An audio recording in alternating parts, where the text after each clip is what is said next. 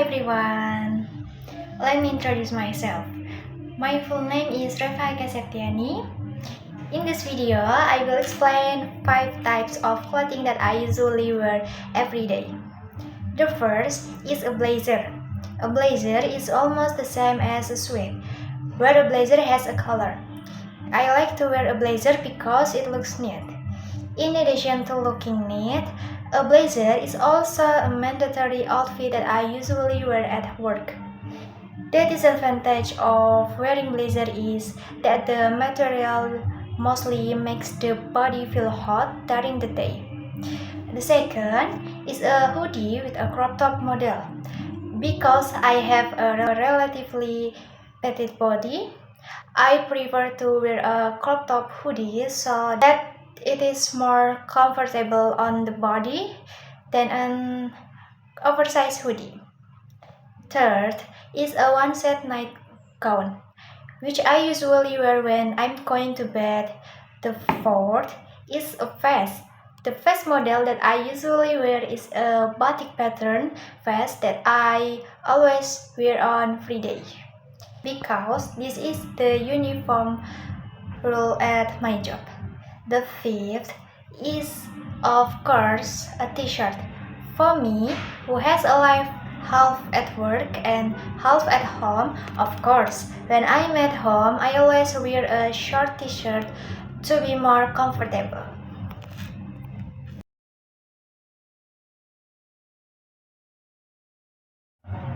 Hai semua, jadi di sini saya telah menonton video YouTube yang linknya telah di-share di laman e-learning atau di aplikasi Tuton. Hal yang bisa saya simpulkan di sini adalah saya telah melihat video yang dimana video ini tuh berisi antara seorang anak dan seorang ibu.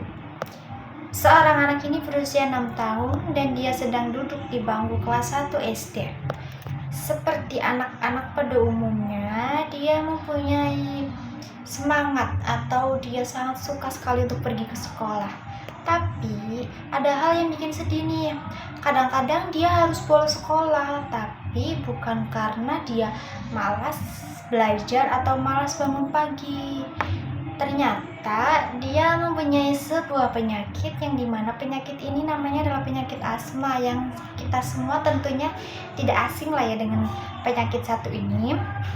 Nah, karena penyakit asma ini, dia diharuskan untuk istirahat di rumah dan nggak bisa berangkat ke sekolah.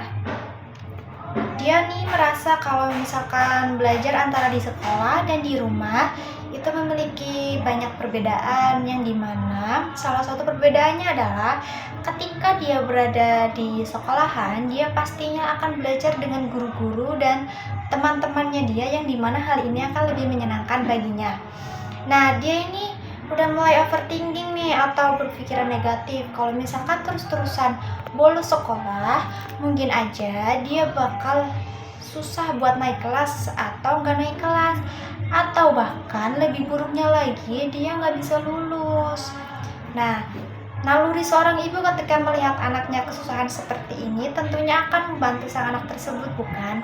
Jadi, sang ibu ini pastinya akan selalu membantu memastikan anaknya biar nggak terlalu sering bolos sekolah karena sakit, sehingga sang anak ini dapat membuat ibunya bangga dan bisa berprestasi di sekolah. Sang anak ini tahu kadang hal kayak gini tuh nggak mudah, tapi sang ibu buat hal ini ngelakuin hal yang terbaik supaya siswanya ini atau supaya anaknya ini bisa berhasil di masa depannya. Jadi kesimpulan yang bisa saya ambil adalah seberat apapun halangan atau tantangan yang kita hadapin di masa sekarang untuk mencari ilmu, kita harus bisa buat bangkit dan mencari solusi dari tantangan tersebut, karena dari adanya tantangan tersebut kita akan tumbuh lebih dewasa, lebih cerdas, dan lebih siap untuk menghadapi tantangan kedepannya yang lebih besar lagi. Setelah saya menonton video yang tadi, bisa saya simpulkan kalau pendidikan adalah sebuah hal yang sangat penting untuk kita jalani.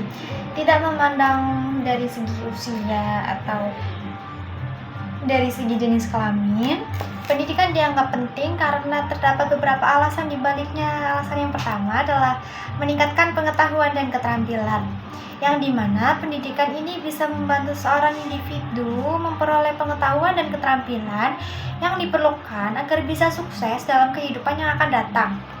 Yang kedua, meningkatkan kesempatan kerja. Tanpa kita ketahui, pendidikan dapat meningkatkan kesempatan kerja dan karir seseorang, serta memberikan akses ke pekerjaan yang jauh lebih baik dari sebelumnya. Yang ketiga, meningkatkan kualitas hidup.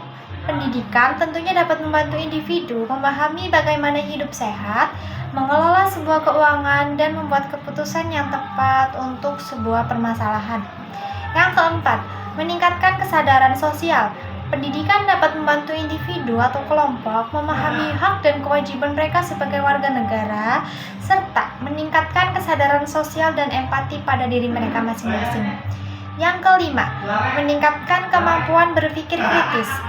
Tanpa kita sadari juga, pendidikan dapat membantu individu mengembangkan kemampuan berpikir kritis, analitis, dan kreatif. Yang keenam, meningkatkan kemandirian.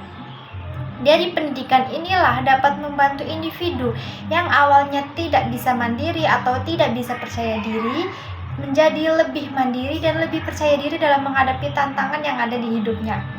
Dan yang terakhir adalah meningkatkan kontribusi pada masyarakat luas.